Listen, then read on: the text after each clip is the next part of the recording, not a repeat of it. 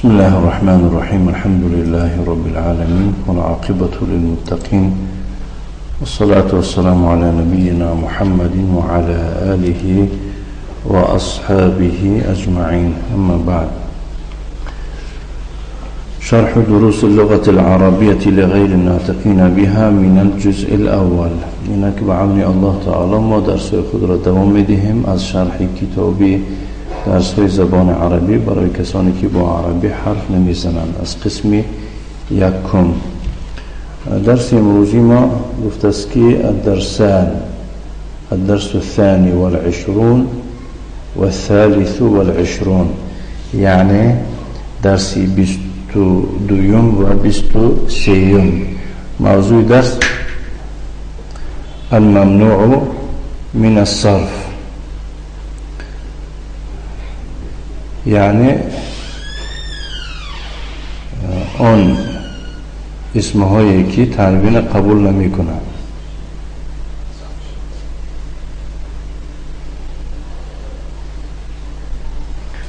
نعم. الممنوع من الصرف اسم لا ينون ويجر بالفتحة نيابة عن الكسرة. يعني الممنوع من الصرف این اسم را میگویند که تنوین قبول نمی کند یا که تنوین ندارد یا که وی را به تنوین خوانده نمی شود. و یجر بالفتحة نیابة عن الکسره، و آن را با فتحه به جای کسره جر خوانده می شود. انواع الاسماء الممنوعة من الصرف، یعنی نوع و نمودهای آن اسمهایی که وی ها را غیر منصرف می نامند.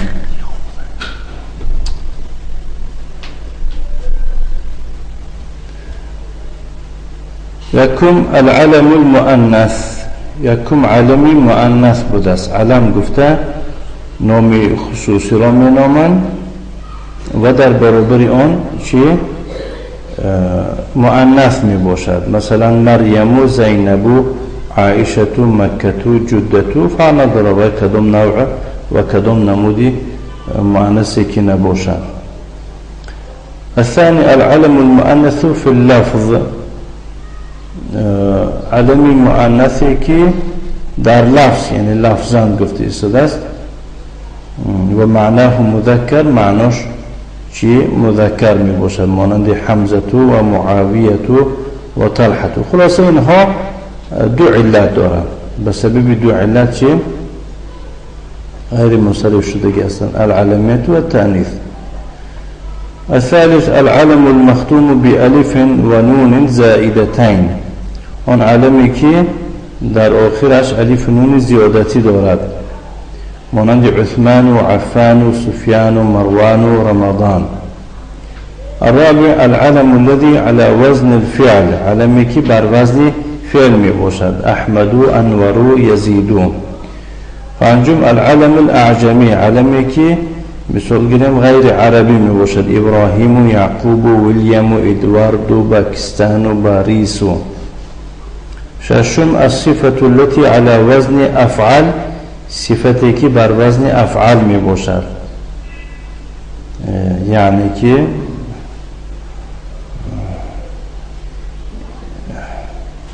خلاصه این نادرست گفته شده است. یکم علتش صفت می باشد، دوم علتش بر وزن فعل می باشد، ابیض و احمر و اخضر.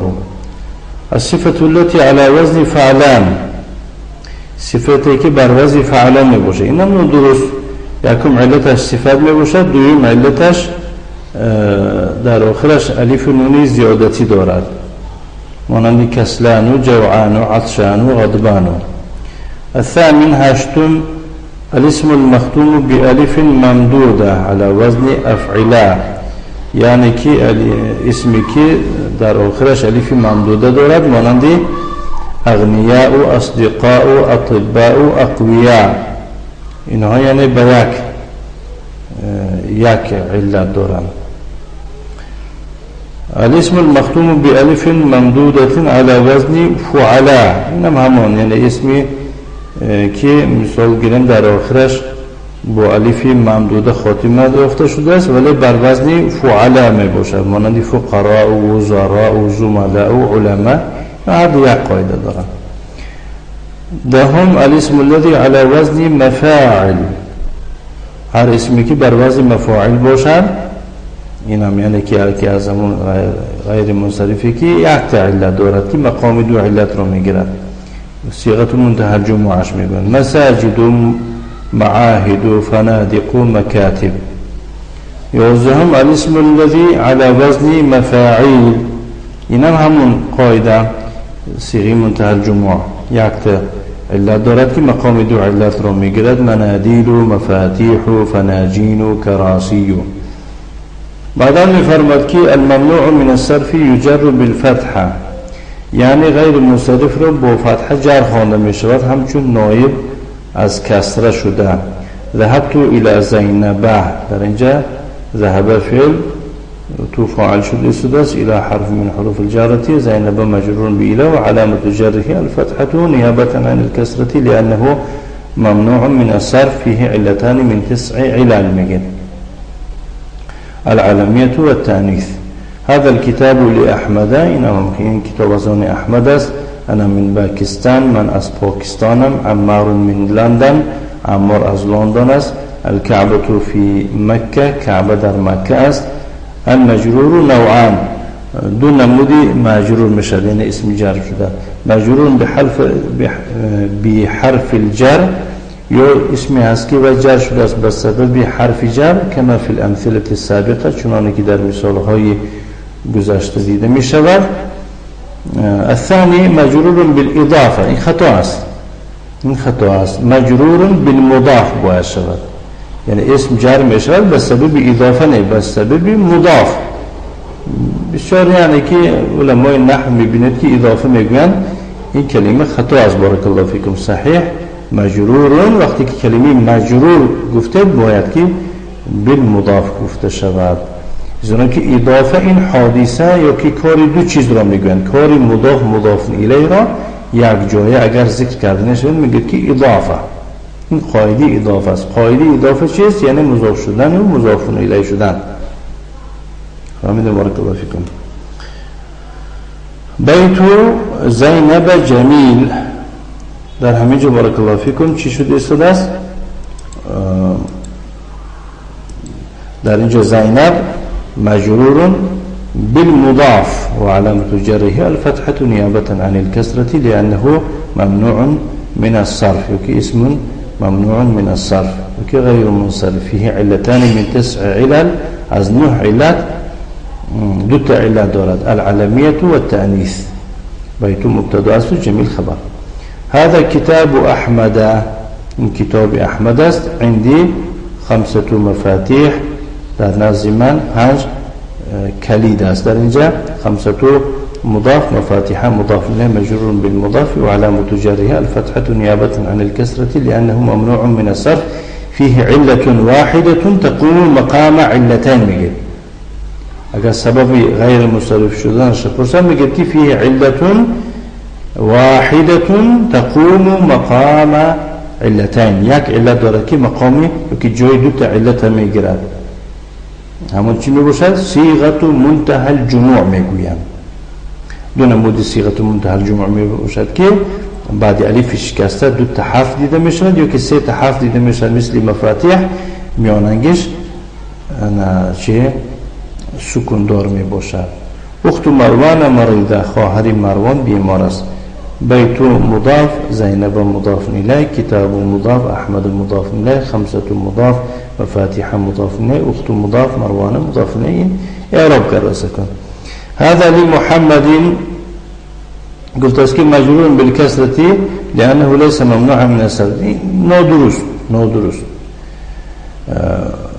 محمد مجرور بالكسرة النميق يعني أساسا خلي الشيخ مو تنبيه كذا بلا يعني مراتبه حفظه الله تعالى. محمد مجرور باللام وعلامة جره الكسرة ظاهرة في آخره لأنه اسم منصرف. فهمت؟ هذا لحمزة حمزة مجرور باللام وعلامة جره الفتحة نيابة عن الكسرة لأنه غير منصرف.